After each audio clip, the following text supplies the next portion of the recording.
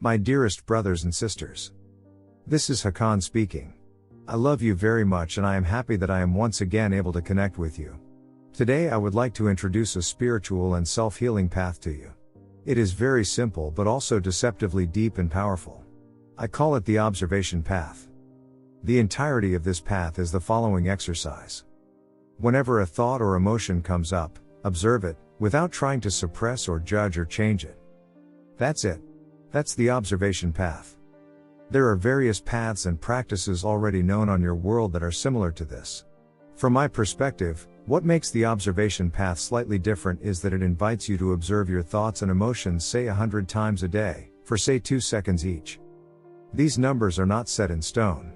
The idea is just to observe your thoughts and emotions as they come up, as opposed to sitting down beforehand with the intention of meditation. And the idea is that very briefly observing your thoughts and emotions is enough in the majority of cases. Someone could argue that what I've described here is just mindfulness, but most people associate mindfulness with consciously eating an apple, or with sitting down and meditating, or with the state of being mindful. They often don't associate mindfulness with the practice of observing your thoughts and emotions for say 2 seconds, 100 times a day. Also, do you want to have a full mind? If not, then why do you practice mindfulness? Don't you want to achieve mind emptiness? This is not a trivial point. Words do matter. If you want to achieve an empty mind, then I do not suggest saying that you are going to practice mindfulness. If you want to practice mindfulness in the conventional way, fine, but even then I suggest using a different word for that. So, what does this observation path look like? Suppose someone makes a statement and you feel anger or pain coming up inside you. In this case, we invite you to first observe that anger or pain briefly.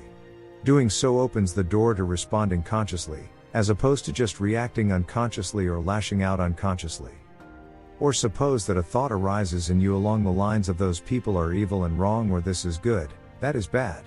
In this case, we again invite you to first observe that briefly, without trying to suppress or judge or change this thought.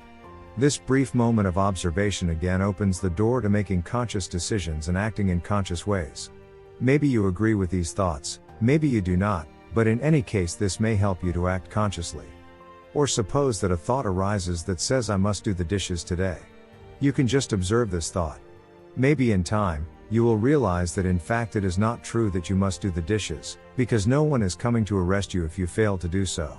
Instead you choose to do the dishes, because you consider that chore to be less unpleasant than having to eat off a dirty plate.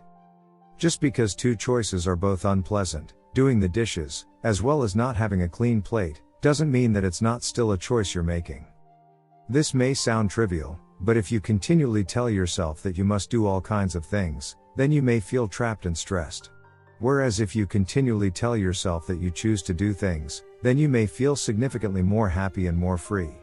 Changing your sentences and way of thinking from I must do this and must do that to I choose to do this and choose to do that can be very helpful to your happiness and psychological well-being. Let's go back to the observation path. On a deeper level, you can even apply it to self-identifying thoughts such as I am a carpenter or I am American or I am on this side of the left versus right debate or I am a human being or other thoughts that identify you as something. You can briefly observe these thoughts, with an attitude of aha, a thought arises that says that I am a carpenter. Okay. This thought is here. I see it. In time, this can open the door to you realizing that you are more than a body of flesh and bones, that you are more than just your current life. The observation path can also lead to healing. Suppose a painful thought or emotion comes up, such as I am not good enough. It is healing to just observe this thought or emotion, without trying to suppress or judge or change it. In this case, you might want to keep observing it until it leaves of its own accord, which may take longer than a few moments. You don't need to do anything special. Pain is healed by just being observed, so long as you don't suppress or judge or try to change it. Observing a heavy and painful thought once may not give you complete healing, but it will heal you partly and will diminish the severity of this thought. If you keep observing pain and the pain deepens, then just keep observing it. If your body wants to do something, such as cry or shake or scream, feel free to do so. Your body knows what it needs to heal. You can think of your body letting itself move, as the physical equivalent of letting a thought just be in your mind without trying to suppress it. And once the pain leaves and your attention turns to something else, Just let it go. You don't need to cling to it or analyze it or try to keep it there. So, this is the observation path. It will not immediately change everything if you do this once or twice, but if you keep this, you will heal and you will experience a significant spiritual deepening. In the beginning you will likely regularly forget to do this. That is completely normal. In the beginning you can aim to do this, for example, just once per day, and if you do this once per day, you can consider that to be a success. It doesn't need to take more than 2 seconds. In time, you can start doing it more than once per day. I hope this helps. If you try this out, I am curious to hear about your experiences with the observation path. Feel free to write it as a comment. I cannot guarantee that the channeler will read it or reply, but I, Hakann, will read it. Your star brother, Hakann.